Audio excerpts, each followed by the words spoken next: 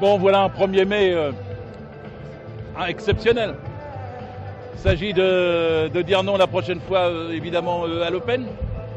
Et il s'agit de ne pas se laisser intoxiquer par le candidat qui est en face, dont on va utiliser le nom et qui s'appelle Macron.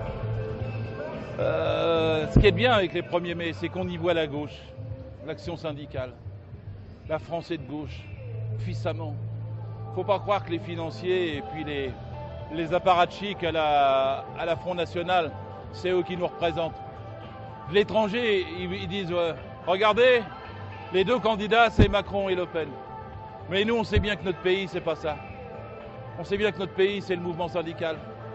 On sait bien que notre pays, c'est le combat pour le droit des salariés, pour le respect du code du travail, pour le droit des femmes et des hommes dans les entreprises, et non pas pour l'argent, l'oligarchie, ceux qui dirigent. On va nous dire après, ah, vous avez mis une voix pour Macron. Bah, on ne pouvait pas faire autrement, on s'est pincé le nez. Hein. Mais on aura écarté le pire. Le Pen, c'est le revolver, Macron, c'est le poison, j'ai eu l'occasion de le dire. Il faut d'abord écarter celle qui tient le revolver pour pouvoir régler son compte à celui qui a le poison. Et régler son compte, c'est avec tous ces gens qui sont là. Je suis toujours étonné quand il y a des syndicalistes. Ils ont fait tous les combats, mais ils ne sont jamais trompés. C'est la lutte de classe. La lutte de classe, c'est comme l'oxygène, on la respire tous les jours. Et il faut l'assumer parce qu'en haut, on a le MEDEF, on a Madame Parizeau qui voudrait être première ministre, on a ceux qui gagnent des milliards, des millions. C'est pas les nôtres, nous on est des millions. Eux, ils ont l'argent. Mais l'affrontement entre le salariat et l'argent, il est presque inscrit dans les années qui viennent. Ça monte, contrairement aux apparences.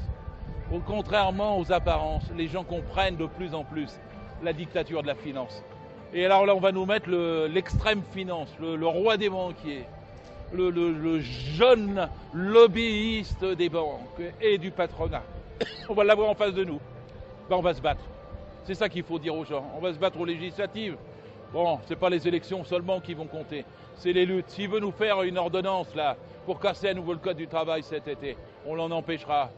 On n'a peut-être pas gagné contre la loi El Khomri, mais on gagnera contre les lois Macron. On gagnera pour la défense du code du travail. Vous savez, une entreprise, elle doit être assujettie aux droits des humains et non pas les droits des humains aux entreprises.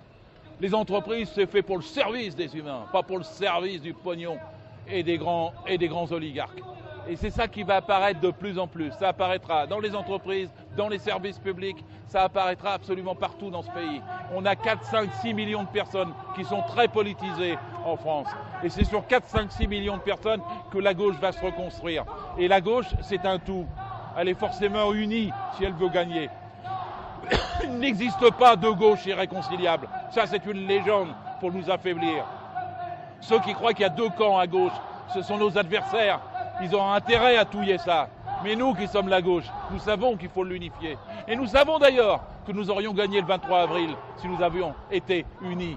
Et nous allons nous unir pour gagner les prochaines fois. On ne peut plus supporter la division. On ne peut plus supporter des chefs, des dirigeants qui s'opposent les uns les autres.